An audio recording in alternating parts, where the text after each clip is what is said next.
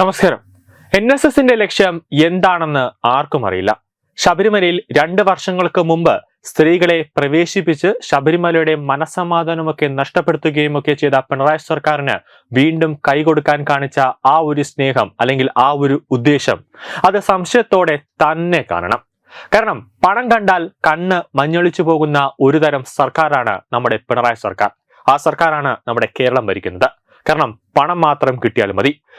ഓരോ വർഷവും മകരവിളക്ക് മണ്ഡലകാല പൂജയൊക്കെ കഴിയുമ്പോൾ ശബരിമലയിൽ കോടിക്കണക്കിന് രൂപയുടെ വരുമാനമാണ് ഓരോ അയ്യപ്പ ഭക്തരും കേരള സർക്കാരിന് ഉണ്ടാക്കി കൊടുക്കുന്നത്. അത് കേരളത്തിൽ നിന്നുള്ള അയ്യപ്പ ഭക്തർ മാത്രമല്ല, മറ്റ് ലോകരാജ്യങ്ങളിൽ നിന്നും വരുന്ന വിദേശികൾ ഉൾപ്പെടെ മറ്റ് സംസ്ഥാനങ്ങളിൽ നിന്ന് വരുന്ന അയ്യപ്പ ഭക്തരെല്ലാം കോടിക്കണക്കിന് രൂപയാണ് ദേവസ്വം ബോർഡിന്റെ ഫണ്ടിലേക്ക് ഇട്ടുകൊടുക്കുന്നത്. എന്നിട്ടും അവിടെ ഒരു അടിസ്ഥാനമായ വികസനം ഇല്ല എന്ന് പറയുന്നത് അങ്ങേയറ്റം നാണക്കേട് തന്നെയാണ്. മൂകാംബികയും തിരുപ്പതിയും ഒക്കെയുള്ള പല ക്ഷേത്രങ്ങളും പോയി ഒന്ന് പിണറായി സർക്കാർ സന്ദർശിക്കണം. അവിടുത്തെ വികസനം എങ്ങനെയാണെന്ന് നോക്കി അതെങ്കിലും കണ്ട് ശബരിമലയിൽ അങ്ങനത്തെ ഒരു വികസനം ചെയ്യാൻ പിണറായി സർക്കാരും ദേവസ്വം മന്ത്രിയും ഒക്കെ ഒന്ന് ശ്രമിച്ചാൽ നന്ന്.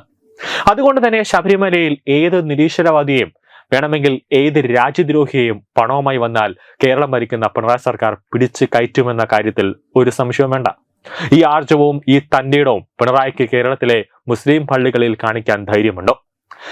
ഇല്ല എന്നറിയാം. കാരണം അങ്ങനെ സംഭവിച്ചാൽ ഉണ്ടാകാൻ പോകുന്ന നഷ്ടം, അങ്ങനെ സംഭവിച്ചാൽ ഉണ്ടാകാൻ പോകുന്ന ഭവിഷ്യത്ത്, അത് കേരളത്തിന്റെ ലോ ആൻഡ് ഓർഡർ തകരും. കൂടാതെ വോട്ട് ബാങ്ക് അതെല്ലാം തകരും. അതോടെ CPM എന്ന ആ പാർട്ടി അസ്തമിക്കും. ആ വോട്ട് ബാങ്കിൽ ഒരു കോട്ടം തട്ടാതിരിക്കാൻ അവർ ഹിന്ദുക്കളെ മാത്രം ദ്രോഹിച്ചു കൊണ്ടിരിക്കും. അതാണ് പിണറായിയുടെ പ്രധാന ലക്ഷ്യം. നിലവിൽ ഇക്കുറി സന്നിധാനം കലുഷിതമാകുമോ എന്ന് കാത്തിരുന്ന് കാരണം സർക്കാർ NSSനെ പറഞ്ഞ് പറ്റിച്ചോ എന്നൊരു സംശയമുണ്ട്. അതോ NSS ഹിന്ദുക്കളെ ചതിക്കുന്നതാണോ എന്നും അറിയില്ല.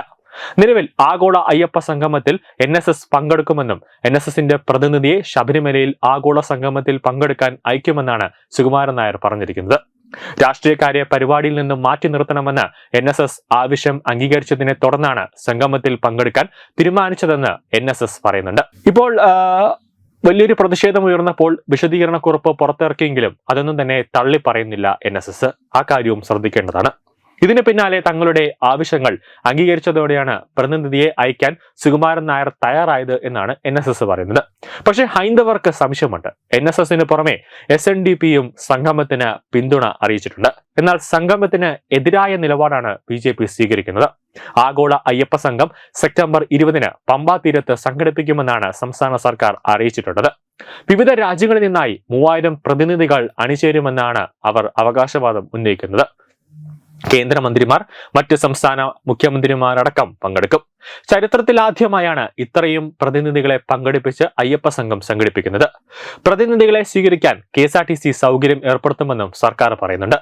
പ്രതിനിധികൾക്ക് ദർശനത്തിനുള്ള അവസരമൊരുക്കുകയും പമ്പയിലടക്കമുള്ള ആശുപത്രികളിൽ ആധുനിക ചികിത്സാ സൗകര്യമൊരുക്കും.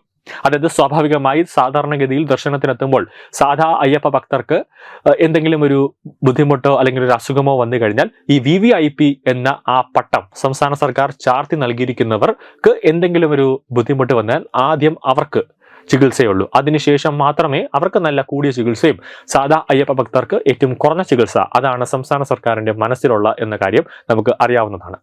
1300 കോടിയുടെ ശബരിമല മാസ്റ്റർ പ്ലാൻ തയ്യാറാക്കിയിട്ടുണ്ട്. ഈ മാസ്റ്റർ പ്ലാൻ തയ്യാറാക്കിയെന്ന് പറയാൻ തുടങ്ങിയിട്ട് 5-10 വർഷമായി. 2028-ൽ ശബരിമല വിമാനത്താവളം കമ്മീഷൻ ചെയ്യാനാണ് ഉദ്ദേശം. വിവിധ സംസ്ഥാനങ്ങളിലായി ആശയവിനിമയം നടത്തുന്നതായും മന്ത്രി അറിയിപ്പ് നൽകിയിട്ടുണ്ട്. അടിസ്ഥാന വികസനം ഒന്നും തന്നെ ഇത്രയും കാലമായിട്ടും ഇല്ലാത്തതും ഈ സമയത്ത് എന്ത് വികസനമാണ് ശബരിമലയിൽ കൊണ്ടുവരാൻ സർക്കാർ ലക്ഷ്യമിടുന്നത് എന്ന ചോദ്യം സമൂഹ മാധ്യമങ്ങളിൽ തന്നെ ഉയരുന്നുണ്ട്. ന്യൂസ് ഡെസ്ക് തത്വമൈ TV.